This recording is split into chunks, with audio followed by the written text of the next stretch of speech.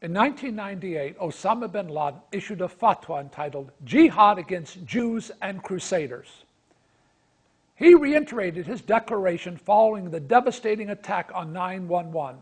Shortly thereafter, Reverend Billy Graham and President George Bush were pressured by the liberal left media to remove the word crusade from their vocabularies.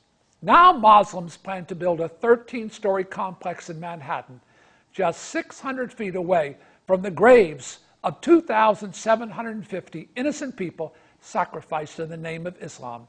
It will contain a mosque, but where the money will come from has not been revealed. Like most of the billions of dollars invested in the American media corporations, universities, arts, presidential libraries, and ex-presidential speeches, the money will come from Saudi Arabia, the home of Osama bin Laden and 11 of the 19 suicide bombers. The mosque plan has been enthusiastically welcomed by gutless politicians and civic leaders to show how tolerant they are.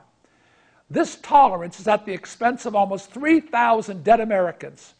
This symbolic mosque near Ground Zero is set to be dedicated on the 10th anniversary of 9/11 and will embolden radical Islam to strike the great Satan America, believing the U.S. is weak, fearful, and ready to submit to Islam. It will confirm their beliefs that America is a soft, decadent country, confused, guilt-ridden, having no backbone and no pride. The Imam leading the charge, Faisal Abdul Rauf, a blatant Hamas-loving, Zionist-hating bigot, says the U.S. is culpable for the 9/11 attacks. He believes that America's Constitution should embrace Sharia law. It makes me sick to my stomach, not to speak of the fact that the Obama administration is paying him to be a State Department U.S. representative to the Middle East. Rauf plans to name the phallic symbol Cordoba House after the great mosque of Cordoba, Spain. It was the capital of the Muslim Caliphate, which ruled over the conquered Spaniards. Similarly, the Mosque of Omar in Jerusalem was built in 1193 CE on the temple site. It was erected to perpetuate the Islamic Jihad practice of building mosques on sites of historic conquest. Only a fool would fail to realize that mosques, mullahs, and madrasas fuel, feed, and finance the 9/11 terrorists. Non-religious Muslims never beg for an early ticket to paradise. The battle of good versus evil is being fought from within. America is under siege. It was attacked by radical Islamists for being a Christian nation, and now the hippies of the 60s run the establishment they railed against, are in bed with the enemy. One kills the body, the other the soul.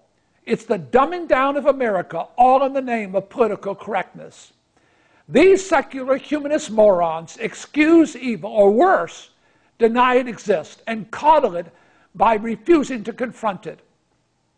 These enemies seek to destroy our freedom and impose their views on us. Anyone contradicting them is labeled as ignorant, evil, a racist, or a bigot. The lunatics, liberals, and liars supporting this plan do not believe that evil exists. It's not bad enough that almost 3,000 people lost their lives in the hideous acts of religious mass murder. Now their memories will be insulted, and the religion responsible for murdering them will be allowed to build a towering, triumphant mosque near the ground where they died. I am outraged, and you should be too. Are we losing our minds? To call it a tribute to the victims of 9/11 shows contempt for those who died. This is tantamount to standing on their graves and burning American flags. The events of 9/11 would never have happened had it not been for the teachings of jihad in mosques by mullahs. Any Muslim who denies this is a liar. The first attack on the World Trade Towers on February 26, 1993, was perpetrated by a blind mullah, Sheikh Omar Abdul Rahman.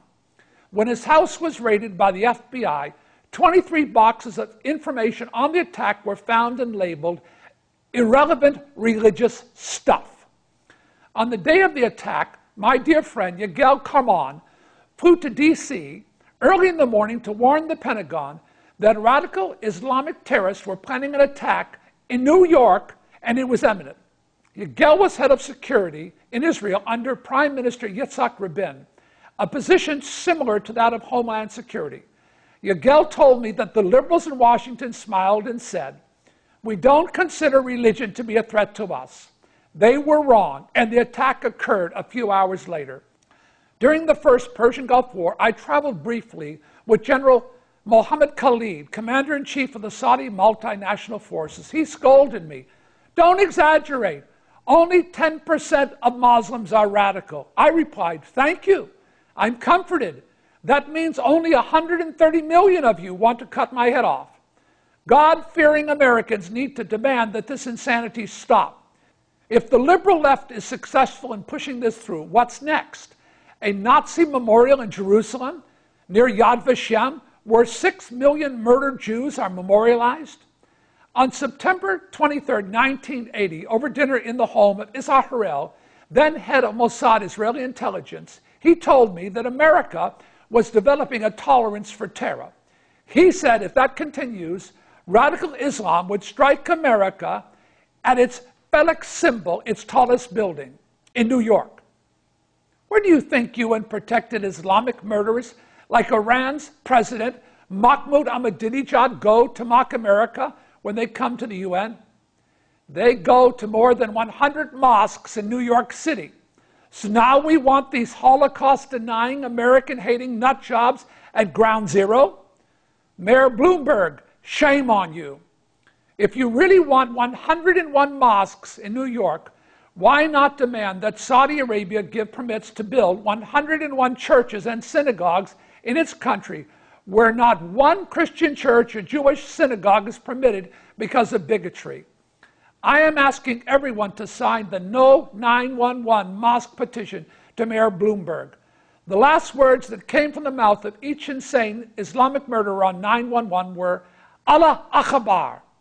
Those words will ring night and day over the ashes of 911 if we sleep.